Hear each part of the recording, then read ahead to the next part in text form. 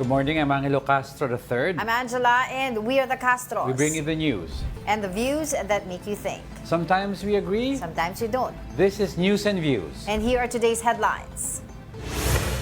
Vice President Sara Duterte made some clarifications after comparing her father, former President Rodrigo Duterte, to the late Senator Ninoy Aquino. The Bureau of Immigration cracks down on Pogo fugitives. No more layovers for deportees. Will this stop escape attempts? Filipino tennis star Alex Ayala is now going to the quarterfinals of the 2025 Miami Open. This is after the withdrawal of a round of 16 opponent due to an injury. And the Commission on Population and Development says fur parenting is becoming a growing trend among Filipino couples. In the news, Vice President Sara Duterte clarified her remarks comparing her father to the late Senator Ninoy Aquino Jr. She also dispelled the impression that she called for President Bongbong Marcos's resignation. Jovi Francisco has the report. Despite the cold weather, supporters waited outside the Scriveningen prison for any sighting of visiting relatives and allies of former President Rodrigo Duterte. The long wait paid off when Vice President Sara Duterte arrived and talked to them. This was also an opportunity for the VP to clarify some of her statements during Sunday's meet and greet at a park here in The Hague. She's aware that the comparison she made about her father and the late Senator Ninoy Aquino elicited reactions back home. Ang binabasihan lang natin is kung ano yung nangyari noon. Yung nangyari noon. Hindi naman mabura kung ano yung nangyari sa kaysaysayan. Ito ay nagpapakita kung ano yung kasidahan o capacity nila. Hindi naman si dating Pangulong Rodrigo Duterte ang nagsasabi na magiging Ninoy siya at ang nagsabi nun ako at hindi si Pangulong Duterte. Correct. Correct. My fairness for the life of my father. She also corrected impressions that she demanded President Bongbong Marcos to resign, pointing out that it was the supporters who chanted the resignation call and that she just wants them to enumerate their reasons. Wala akong sinasabi ever na magdapat mag-resign. Baka totoo kayo. Ang sinabi ko lang kahapon. Andun siya kahapon eh. Nananawagan Andun siya kayo kahapon, ng si Maris. Rizal. Bigyan nyo ng rason kung bakit yan ang panawagan ninyo sa kanila. And then I gave them example. But when asked if she's ready to run and take on the role of chief executive, she gave an uncertain reply.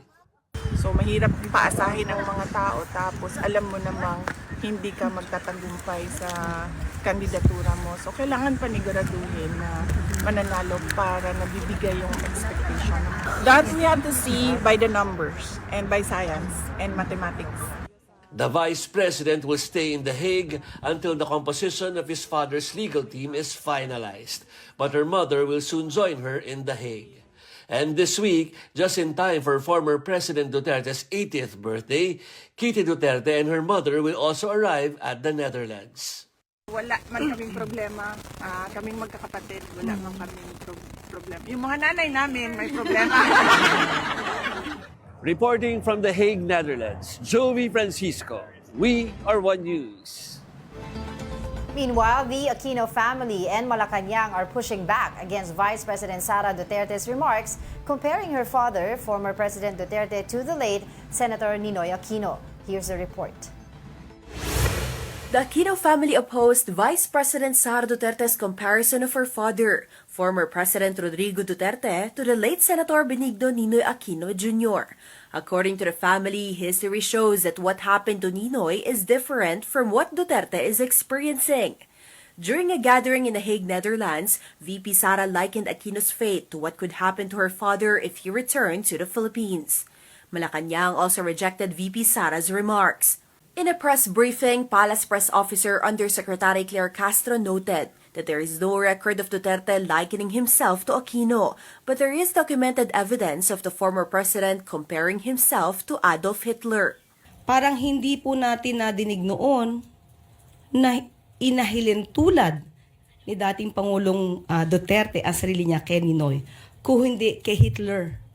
Meron po siyang sinabi mismo, sinabi pa niya dito, and I quote, Hitler massacred 3 million, actually it's supposed to be 6 million Jews. Now there is 3 million, what is it? 3 million drug addicts in the Philippines. There are. I'd be happy to slaughter them. At least if Germany had Hitler, the Philippines would have me. So napakalayo pong ipakumpara ang sarili o ikumpara ang dating Pangulong Duterte kay Ninoy Aquino na hindi nagkaroon ng anumang record ng mass murder or crimes against humanity. She also questioned claims of threats against Duterte's life, urging for proof and evidence. Kailangan po natin kasi ng mga materyales, ng mga ebidensya bago po magsagawa ng ganitong mga klaseng statements. Wala pong katotohanan yan. Yan, very strong statements from Attorney Claire Castro, di ba?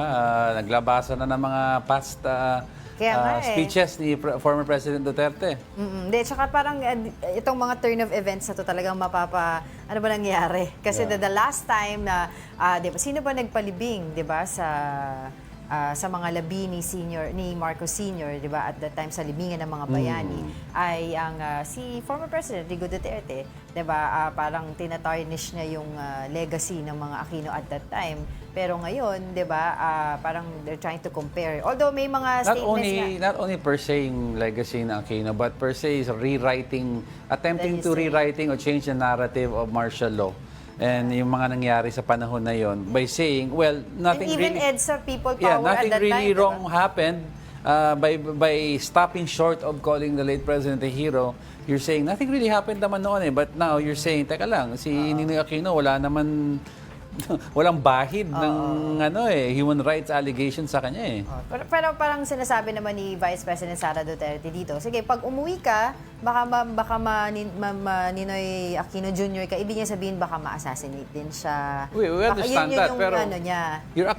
but you're also accusing the Kasi the parang dun government sa kanyang of statement, having parang assassinate. alam naman natin kung paano mag-isip, di ba? Parang ang No, mga Marcos something to that effect. You're right. Pero if you read into it, what are you saying? That number one, the late former President Ferdinand Marcos was the one who planned the assassination of Ninoy Aquino. Kasi inahalin tulad mo mga eh. allegation Diba? na So you're alleging that the late President Ferdinand Marcos Sr. ang nagplano ng assassination ni Ninoy Aquino.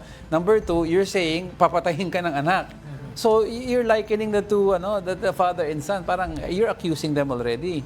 Pero wala naman siya sinabi ng diretso. But pero you're the vice president and it's very sometimes... Kaya nga medyo nalalayo na tayo doon sa main issue, 'di ba? Pero yun naman nagbigay naman siya ng pagpapaliwanag niya. Yeah, paliwanag niya hindi daddy niya siya nagsabi. Oo, na siya nagsabi. Ang punto lang ng iba is vice president ka ng Pilipinas. So sometimes yung lumalabas sa bibig ng isang top official paniniwalaan talaga kasi madaming supporters sila VP Sara. They have a massive following. And But speaking of supporters, actually she asked the supporters from that area sa the Netherlands na kung gusto nila pa rin na kumbaga makiramay kay former President Rodrigo Duterte sa mismong araw ng birthday niya. At makiramay. Hindi ba makiramay? Parang samahan siya kasi nag-iisa siya doon or whatever in solidarity, di ba? Ipagdiwang, ang kanyang birthday. What they can do daw is to have picnics on the side and she will try to visit each one of them. Kasi daw kapag mag-gather pa sila, magkaroon pa ng mga rally, parang it's hard daw kasi to get permit dyan sa the Netherlands. Yun yung sinasabi niya. But one thing's for sure, sila Kitty Duterte and the mommy, si Hanelet, will go there to visit the father. What's also sure is yung mga massive tributes, of course, in some parts of the Philippines, some parts of Europe as well, and the US. Yes. Massive birthday tributes for former President Duterte. Ang tinitignan ng marami is what happens after the birthday tributes. Will this snowball into sunod-sunod na rally? Sabi nila against kasi PBBM? ngayon medyo mainit pa yung sitwasyon, very high yung emotions both of the camp. Pero aside from that, on the other side of the fence, yung mga sahanay naman ng mga sumusuporta sa mga EJK victims, magkakaroon din sila ng mga different rallies all around the world kung saan merong mga susuporta ng mga from different organizations as well.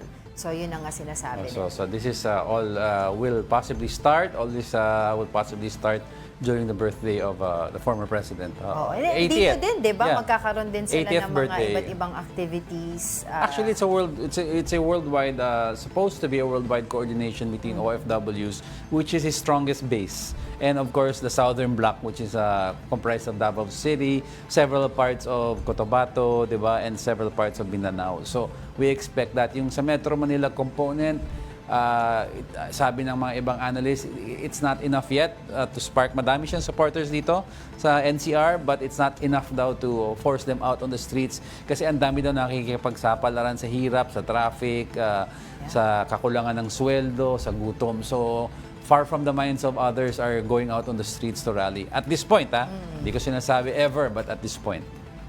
All right, Senate President Cheese Escudero stressed that the armed forces of the Philippines should remain neutral and dedicated to their responsibilities.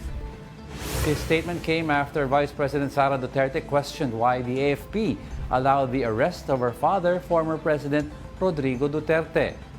Escudero said he did not understand the Vice President's concern. He explained that the AFP's role is to assist the Philippine National Police in a law enforcement operation. Escudero also pointed out that Duterte's remarks appear to be an attempt to create conflict between the military and the police. In other news, the Bureau of Immigration has ordered direct flights for Pogo-linked deportees. This comes following criticism that Pogo workers abused layovers to evade deportation. Under a new policy signed last March 21, layovers are banned unless no direct route is available. BI Chief Joel Viado says this is to stop fugitives from escaping or committing more crimes. Earlier, Senators Ontiveros and Gatchalian urged stricter controls to close these loopholes. To discuss that further, we have BI Dana Sandoval. Ma'am, welcome to the program. Hello, good morning. Good morning. Yes, Thanks thank you for for joining joining us. Yes. All right, let's start off. How will the BI ensure yung compliance po ng mga direct flight policy, no? Especially ngayon na mga countries na very limited na direct routes from the Philippines. Yes, this was a result of the study of our Board of Commissioners. Actually, even after nung mga Senate hearings, nakita po ng ating Board of Commissioners that there might be a need to tighten yung regulations natin when it comes to deportations because it's one thing that we're ensuring that they are out of the country. It's another thing that we are supporting our neighbors in the ASEAN to ensure that hindi mag-expand itong mga POGO entities na to, itong mga scam hubs na to in other neighboring countries inside the ASEAN region. So what we're doing now is instead of allowing flights with connecting with layovers from other countries. Ang requirement na for POGO-linked deportees is direct flight. So kasama po yan doon sa sinasubmit nila together with their NBI clearance and their valid travel document. Pag ganito po ba, please enlighten us po with the procedure, even yung before pa po bago itong policy na to. Kapag ipapadeport po ba ang isang deportee, meron po ba silang kasamang BI officials and to make sure na ito pong mga deportees na to ay mapupunta doon sa kanilang country of destination? Sila po ba isasalubungin din ng mga counterpart po ninyo? There are two types of deportees po. The first one is the fugitives, yung mga tinatag po na fugitives from justice ng kanilang bansa. The other one is the regular deportees for those with regular immigration violations. So for those who are tagged as fugitives by their country, meron tayong pinapadala na escorts to ensure that they board the aircraft and they travel back to their country of origin because they will be facing cases doon sa Right. bansa na babalikan nila. And then our counterpart will receive them, or also sometimes will come with the deportees sa aircraft papunta po dun sa bansa. For the regular deportees, wala po yung escorts because wala po silang ina-expect the cases doon sa bansa na pupuntahan nila. So ito po bang mga yung mga POGO-linked deportees, yung POGO-related po na mga deportees natin, hindi po sila tagged as fugitives, kumbaga? Mostly not tagged as fugitives by their government, but there are a handful na tinatag po. Sometimes those are yun yung kinoconsider na mga parang leaders of the company, the big bosses. Tinatag yan minsan na fugitives nung kanilang embassy. Before naman we implement any deportation, we let the embassy know because we also inform them of the preparations for the deportation, as well as kung may mga needs, if there are needs for their travel document. They might not have a travel document already, or it might have been canceled already by their government. They would have to provide a travel document for the deportees before we implement the deportation. Paano po, spokes, yung yung mga non-fugitives, paano po yung trato dito? I mean, in terms of coordination, kasi I understand medyong iba sa mga tagged as fugitives, pero just the same, kailangan pa rin i-deport. Yes, in a way, they are very similar. The difference is that if fugitives meron escort from the Philippine side and from the other government side. For the regular deportees, wala na pong escorts, and they are just boarded dun sa aircraft. We make sure that they, yung mga tao natin, accompany them all the way to the door of the aircraft up until it closes to make sure that they have boarded the aircraft. The difference now is that for POGO-linked foreign nationals, hindi na lang siya limited to, or hindi na lang siya open to any ticket that they can provide basta outbound. Ililimit na natin to just direct flights for them. Spokes, ano about yung escort, no? Yung mga escort to the country na pinanggalingan nila, and will this be air marshals or mga BI officials? Usually from the Philippines, if these are tagged, the deportees are tagged as fugitives. From the Philippines, we have immigration personnel. So usually niyan, immigration agents or officers. And then from the other side, from the side of the other country, usually niyan, police, because they would be facing arrest once they land there. Okay. So, ma'am, I understand that this new policy stemmed from the Senate investigation, and then they found out na nawawala po itong tatlong POGO-related deportees, alleged owners of raided POGO facility in Parañaque City, si Liu Xion, Kong Xiang Grui, and Wang Xiangle.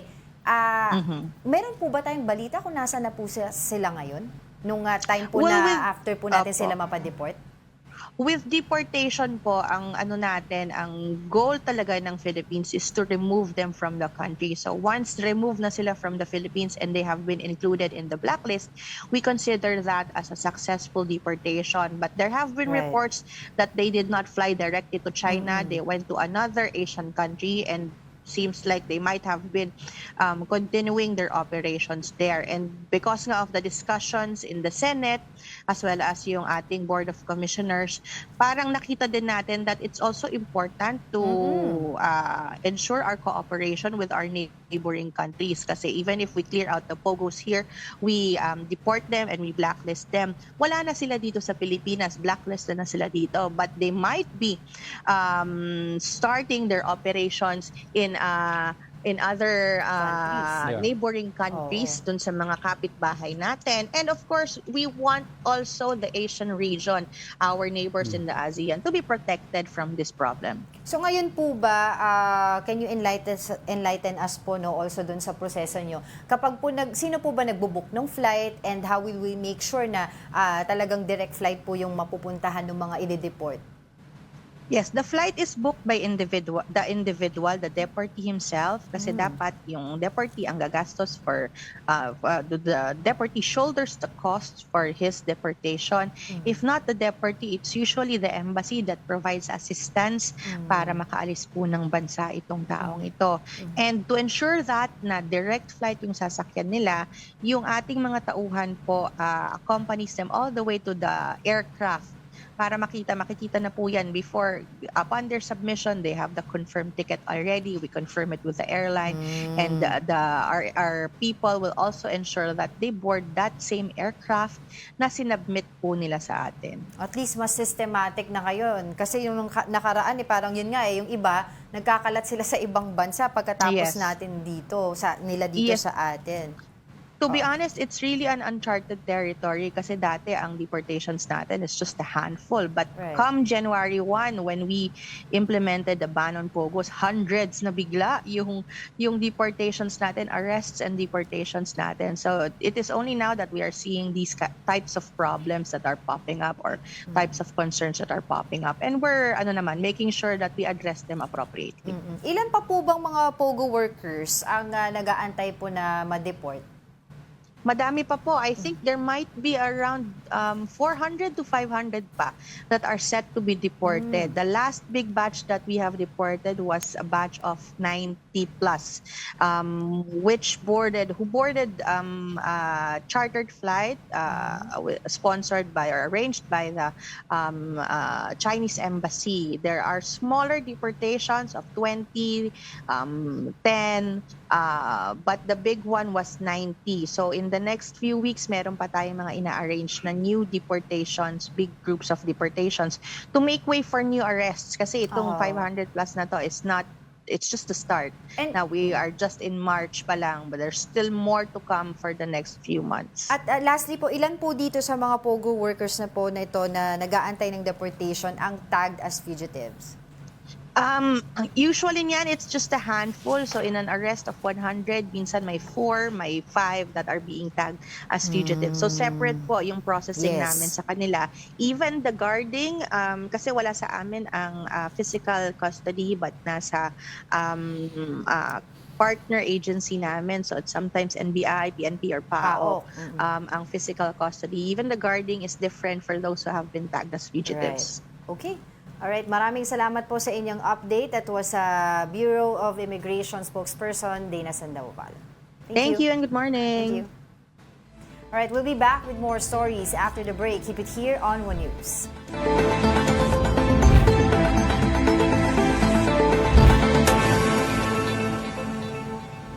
Good morning. You're still watching News and Views here on One News. The transport strike led by Manibela enters its second day today, Tuesday. The group is protesting alleged irregularities in the Land Transportation Franchising and Regulatory Board's data consolidation under the Public Transport Modernization Program. The Department of Transportation reported that the strike failed to paralyze public transportation in Metro Manila on its first day. Meanwhile, LTFRB spokesperson Attorney Ariel Linton clarified that around 86% of public utility vehicles have applied for consolidation, and the 43% approved were among the earliest applicants from 2020 to 2024. He further explained that applicants included in the 86% have provisional authority, allowing them to continue operating while awaiting a full approval. Yan pong sinasabi nila na kasinungalingan, wala pong basihan yon. The 43% refers to those already approved, yung natapos na po, while the 86% refers to those that applied. So nag-lost siguro in translation lang. Dapat lang siguro from the start sinabi nila, yung iba ha, provisional authority. I understand naman, I'm not siding with anyone, but I understand the logic na sinasabi ng Department of Transportation na yung mga, kasi you should count also those who applied for yung consolidation because may intent already. Ang problema, dapat lininaw nyo yung data by saying, yung iba, provisional lang ito ha, yung iba, 46% or 43% approved na talaga yan. Kasi tuloy, nung nakitaan ng transport groups, ng Manibela, nakitaan nila ng data na ganito na may discrepancy, ano nangyari is they cried foul. Of course, that's a natural reaction. Oo. Kasi base dun sa mga nagiging interview kila Chairman Guadis kasi, yun ang kumbaga understanding. 'Di ba? Na yung 86% is the full percentage of the full number of the consolidated jeepneys na, 'di ba, ng mga operators. Kaya medyo kaya talaga nagagalit yung mga jeepney operators ngayon. And sinasabi nila, ito yung figure na binigay sa presidente. That's why the president sabi niya, sige, tuloy na natin yung modernization kasi malaking bilang naman na yung mga nakapag-consolidate. Pero apparently hindi naman pala dahil 43% Actually, kasi yung fully na consolidated. Parang technicality lang naman kasi yan. Kasi we look at the term, 86% applied for PUV consolidation, 43 were approved. So when you talk about 86 na nag-apply, meaning that 86% have already shows the yung pagtanggap ng mga 86% na yan, gusto namin to be part of this consolidation. 43 yung natitirang kalahati, hinihintay na lang nila na ma-approve sila ng ng ahensya. So kumbaga, it's not on the driver's side anymore, it's on the agency side already to speed up the approval of the consolidation. The process. That's why yung ibang mga nag-consolidate nun, if you will interview them or base dun sa mga pahayag ng ibang jeepney operators, sinasabi nila medyo parang nalulugi na sila kasi ang mahal, 'di ba, ng mga yung sa requirements sa kailangan nilang bayaran, etc. But it's we have to iron out lang specific details, but the program in its entirety naman, maganda naman ang intention ng programa, di ba? It's to modernize the fleet, to rationalize yung mga routes just like other European countries. Ang magandang modelo dyan is Italy. Maganda yung route planning nila, di ba? So, pero at least ngayon meron ng option na to buy yung local jeepney natin. Kasi before, di ba, bakit pinipilit nila yung yung iba, yung imported na mahal na talagang mababaon sa utang yung mga jeepney operators and drivers natin. All right, in other news, the National Bureau of Investigation is now probing 20 vloggers and content creators suspected of disseminating false information online. NBA Director Jaime Santiago said investigators have identified patterns in their posts, suggesting a possible coordinated effort to deceive the public. The NBI is coordinating with the National Telecommunications Commission and the Department of Information and Communications Technology to track down those involved. These include Filipino content creators operating abroad.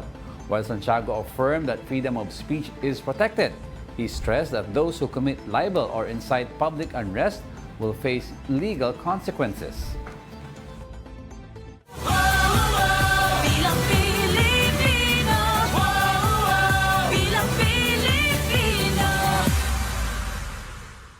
Detained preacher and senatorial aspirant Apollo Kibuloy faces another criminal complaint, this time for copyright infringement. Rapper Omar Baliu filed the complaint over the Kibuloy's camp alleged unauthorized use of his song K&B in the preacher's campaign. Kibuloy's lawyer, attorney Israelito Torion, welcomed the case, saying it will help reveal the truth in court. Torion claimed Kibuloy had no knowledge of the song's use as he is detained without access to media. He said their camp cannot meet the 10 million peso demand but is ready to defend the case legally. He was totally clueless as to the details of the presentation because alam mo na, nasa loob siya ng bilangguan ngayon. So, paano niya malaman kung anong pinapalabas doon sa kanyang parang first proclamation ng kanyang candidacy. So, magkita na lang kami sa korte at malalaman kung totoo ba yung mga paratang nila. Meanwhile, the COMELEC has deposited the source codes for the 2025 national and local elections to the Bangko Sentral ng Pilipinas. The poll body also assured that the VP Sara Duterte's concerns about dagdag bawas are not possible. Here's the report. The Commission on Elections has formally turned over the source codes for the upcoming midterm elections to the Bangko Sentral ng Pilipinas. This includes the source codes for the automated counting machines, transmission of votes, and overseas voting. That's our commitment simply because that is under the principle of transparency. Yan yung pinapatupad natin. Magmula sa simula hanggang katapusan, dapat laging nasa saksihan ng sambayanan. Since the start of automated elections in the country, only BSP has been securing the source codes generated for the elections. We are the guardian of our currency, the guardian of our reserves, banking, payment system. So we consider this as a special assignment every 3 years. So we get to serve to help COMELEC guard the elections and ultimately our democracy. Only top officials from COMELEC and BSP are allowed to access the vault location. Meanwhile, the poll body has completed 60% of the ballot verification process. However, up to 4 million ballots are considered bad or rejected ballots. Ang dahilan kung bakit may mga defective ballots na nakita, mali yung cut, mas maliit ang pagkakakat, and therefore maaari makompromise yung mismong timing marks. They are now reprinting the affected ballots to meet their April 20 deadline. The COMELEC also dismissed Vice President Sara Duterte's statement that the possibility of dagdag bawas or vote manipulation should be closely watched in the upcoming elections. Simula pa noong 2010, wala pong napatunayan kahit isang presinto na nagkaroon ng dagdag bawas. Napakadami pong paraan to verify, to counter-check yung lahat ng result sa bawat presinto. So yung pong agam-agam ng ilan patungkol sa maaari magkaroon ng dagdag bawas, again, wala pong basihan po iyon with all due respect. For News 5, Mon Gualvez, we are One News. Don't go away because we're not done yet. Please stay with us.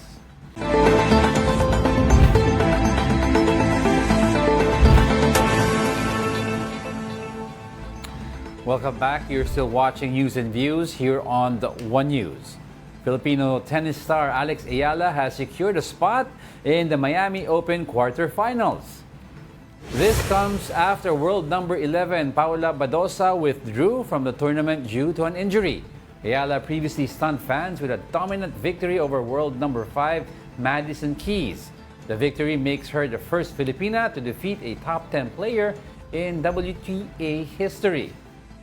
I just wanted to thank you all so much for the support. The atmosphere these past few days have been completely amazing. It's crazy to think that I made my main draw debut here in 2021 and now I'm into the quarterfinals.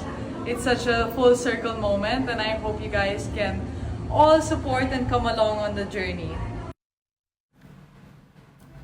Masaya maglaro ng may kasamang pets pero wag sana natin silang abusuhin.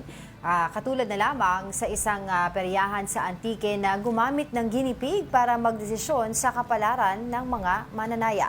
Para bigyan ng mukha ang balita, Mobile Journal, Mary Mondreyes.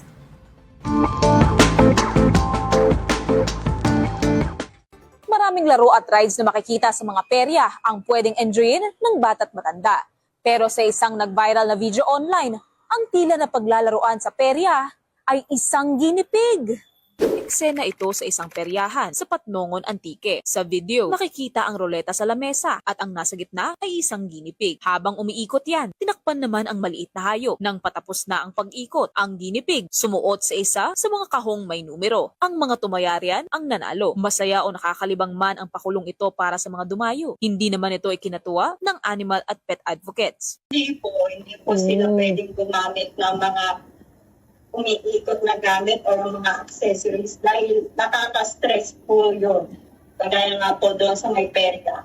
Stress po yung guinea pig doon. Kaya po siya nagpunta sa bahay dahil yung po yung number 1 na gagawin.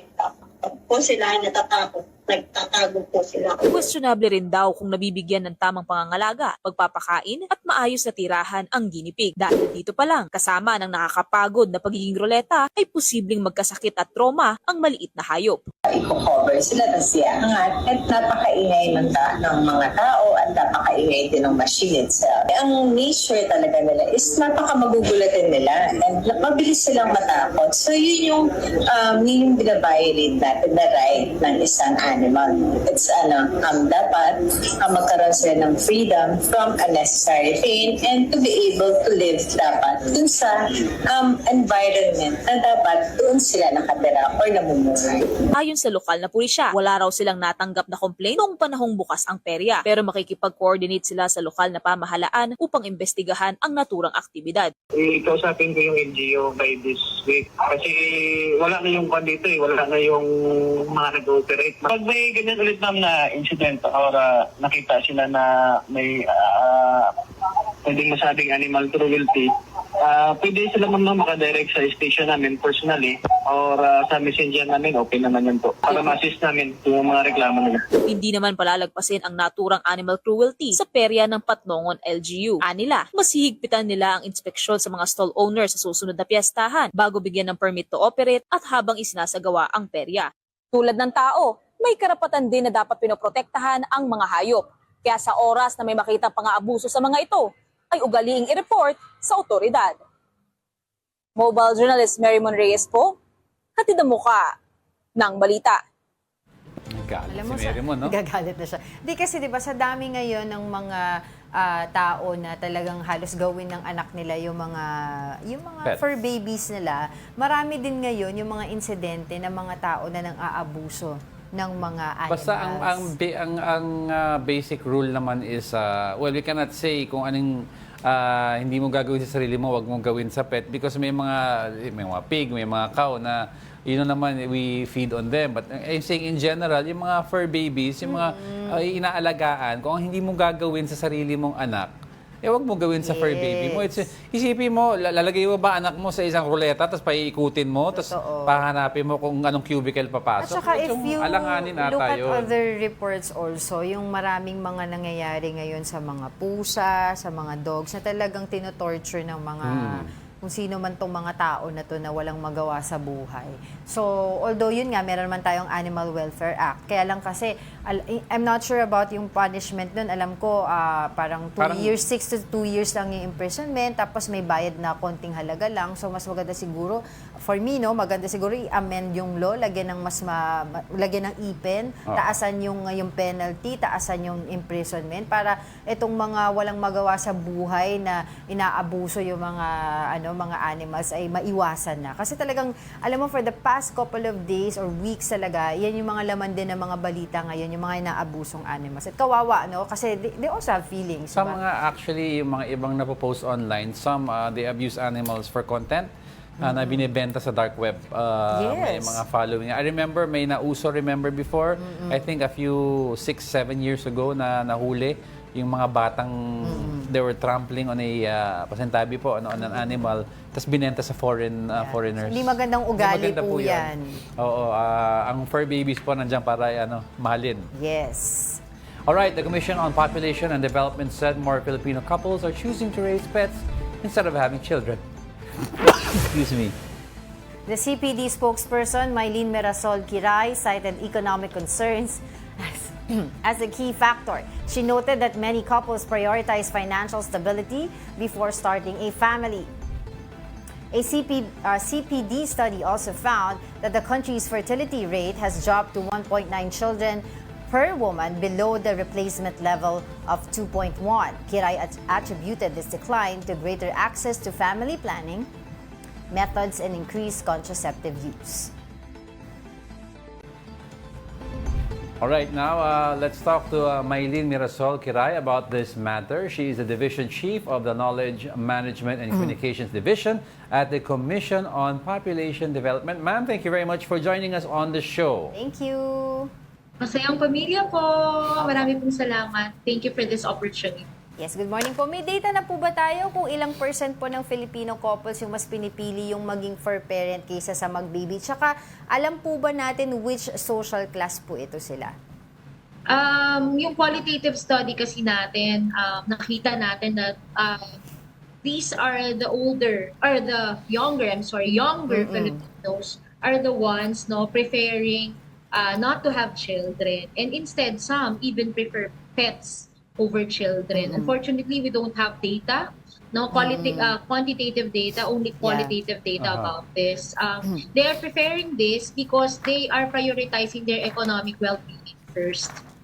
So yun po yung nag-enter talaga dito sa ating data. And actually, also, yung family planning method kasi, they are preferring this kasi nga, they want economic stability. So, family planning is actually increasing from 8.3 million in 2022 to 8.6 million according to the Department of Health Field Health Service Information System in 2020.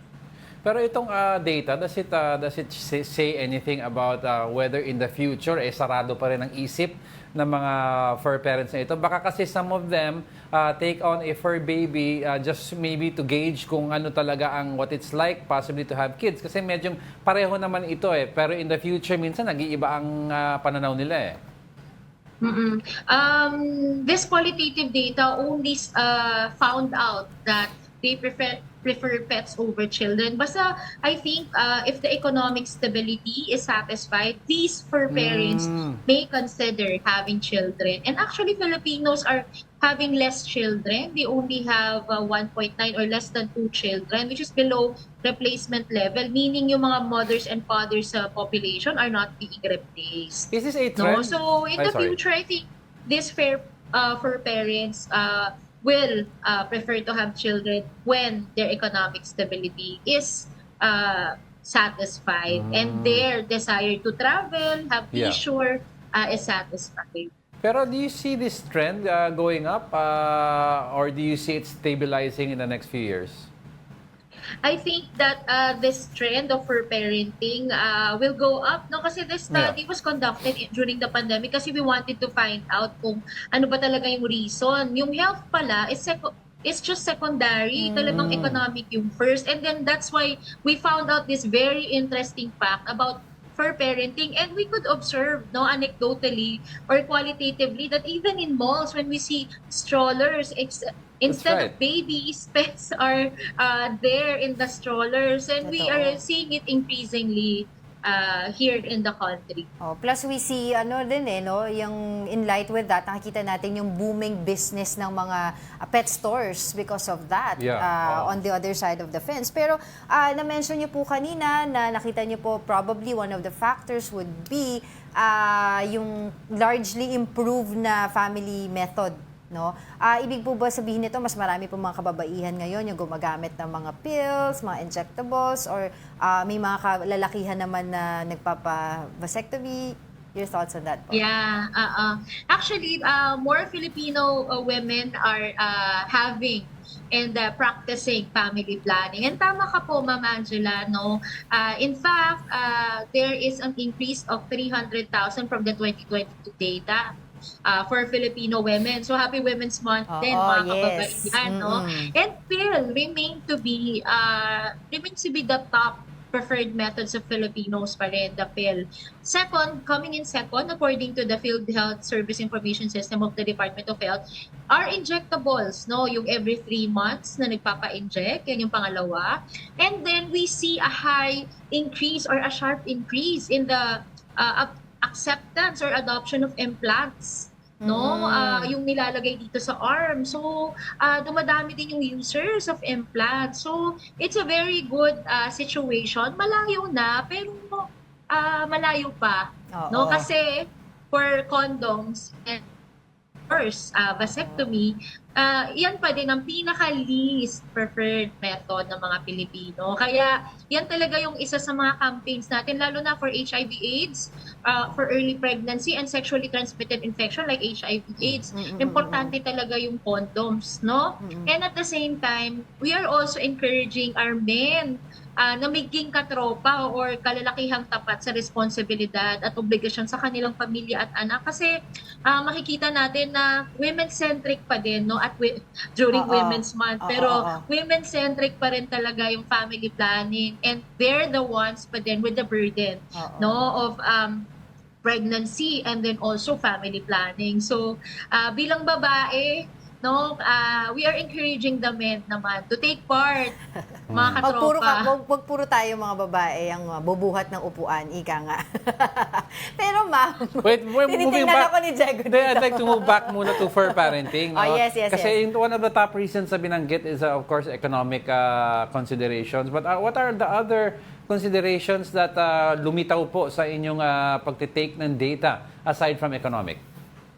Yeah, nakita din natin na yung kanilang experience growing up, no, about their parents, and at the same time yung preference din ng parents over grandchildren, no, nagka-come into play din. And then may bago din kaming data about nuptiality and cohabitation. It means that more Filipino couples, no, are in the live-in situation, and actually mas madaming pinapanganak in 2023 na children born out of wedlock or out of marriage, rather than those in the formal yun. So, doon din sa study namin, nakita din namin na yung mga nakakipag-live-in, they also see it connected to economic again as a practical arrangement.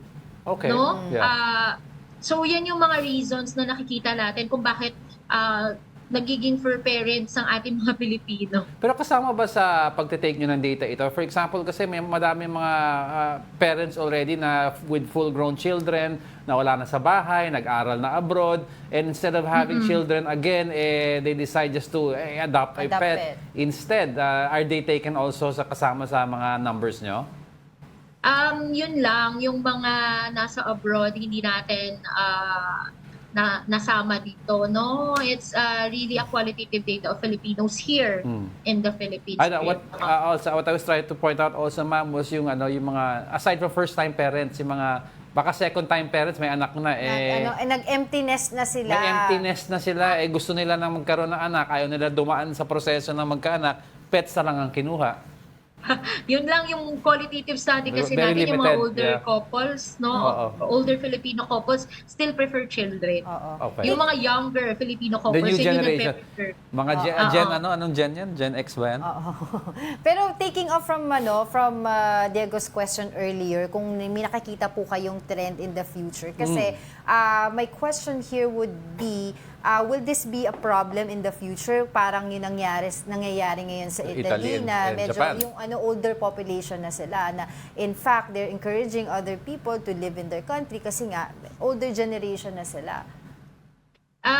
Actually, we don't need to worry about the demographic winter, no, because of the high population growth in the past. So yung mga nabuntis at nanganak, no, at nagdagdag ng mga populasyon in the past, sila na ngayon ay magdadagdag dito. Kaya kahit Filipinos are having less than 2 children, marami pa rin dumadagdag sa population. In fact, in 2025, 114 million tayo. So we don't need to worry, no? Because malaki pa rin yung ating population base, which are 20% young. And then, almost 64% 15 to 64, and then 5% ang older population. So no need to worry about demographic winter. It's just that yung mga couples na ngayon are preferring these very interesting facts. Pero ma'am, malaking impact din kasi sa isang population yung ratio between men to women. No? Ano na ba yung ratio ngayon? Actually, mas madami pa rin men to women at mas marami pa rin men na pinapanganak. Yes. So mas madami kami. Opo, Sir Diego. Actually, pag more than 100 yung ratio, no, ibig sabihin mas marami yung males, no? Except that nakikita natin yung mga males pagka lumalaki, parang nababawasan sila, no? Mas nagsusurvive yung mga female children. So, pero until now, mas marami pa ring males in the population. Bawas, parang yung life expectancy ng isang male in the Philippines is not as long as a female? Yes, you're right. Females live longer but are living unhealthier lives than the men. Men live shorter, but compared to women, no, women kasi they live longer but are having difficulties in the activities of daily life as compared to men. Siguro dahil namamatay ng mas maaga yung mga kalalakihan natin. Pero interesting, Hindi kasi nagpapacheck. That's an interesting data na in the future pwedeng pag-aralan. Pero lastly, ito po bang sa study po na ginawa po ninyo dito sa pinag-uusapan natin, kasama rin po ba dito yung tinatawag na DINKs, yung double income, no kids? Nakikita lang natin na it's a growing, emerging fact, no, na because of their preference for economic stability. So dumadami din yung mga double income no kids, except that I think kailangan pa natin makita in the coming days yung kanilang data, no, yung exact number nila, but we are seeing the growing phenomenon of double income kids with parents as for parents actually. Alright, maraming salamat po sa inyong oras, CPD spokesperson Mylene Mirasol Kiray. Thank you so much. Masayang pamilya po, salamat. Very interesting. Interesting. Pero kasi naman sa Nastasya mga largely populated area natin dito, marami pa rin talaga na sunod-sunod yung anak nila. 'Di ba? Yun yung dapat natin makita paano natin ang tawag doon, maidala yung kaisipan ngayon nung nandito sa social class na to na mag-control kapag may economic problem doon sa social class na yon. I found also interesting yung men live shorter but healthier lives. Women live longer but unhealthier lives. Parang may correlation kasi yung ganyan na ratio to how the population will, ang outlook mo in the future. Parang 'di ba sa Japan, mas sobrang daming lalaki, yung babae konti na lang. So yung growth ng population nila medyo mababa na. Oo. Ha? Right. Okay. Ay na makipag-usap pag male-dominated. Hindi, oo. Alright, before we let you go, I'd like to leave you with a quote that hopefully will make your day a little better. The quote goes, "The struggles we endure today will be the good old days we laugh about tomorrow." A quote from Aaron Lauritsen. And that wraps up today's episode of News and Views. Join us again tomorrow. I'm Angela Lagunsad Castro. I'm Angelo Castro III. We are One News. All sides, all the time.